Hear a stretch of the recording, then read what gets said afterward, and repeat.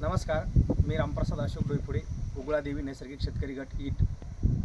आपण गेल्या 2 वर्षापासून पाणी फाउंडेशनमध्ये भाग घेतला आणि त्या निमित्ताने 1 मे हे आपला सर्व महाराष्ट्रात दसपर्णी दिन म्हणून साजरा केला जातो. त्या निमित्तानेच आज आपल्या इथं दसपर्णी बनवण्यासाठी आपले आत्माचे आमचे मार्गदर्शक Patil sir, Zuber Pathan sir, Jogan sir व वाघमारे सर हे आलेले आहेत आणि त्यानिमित्ताने तसेच आपल्या गुगुळादेवी गटातले सर्व सदस्य हजर आहेत. या आपण सर्वांच्या समक्ष आज आपण दसपर्णी अर्क बनवणार आहोत. दसपर्णी अर्क बनवण्यासाठी आपण 10 झाडपाल्याचा पाला घेतलेला आहे. 10 झाडपाला म्हणजे ज्याला जनावरं खात नाहीत असे झाडपाले. तर हा पाला पपईचा पाला आहे, हा 2 किलो घेतलेला आहे. सीताफळीचा पाला 3 किलो घेतलेला आहे.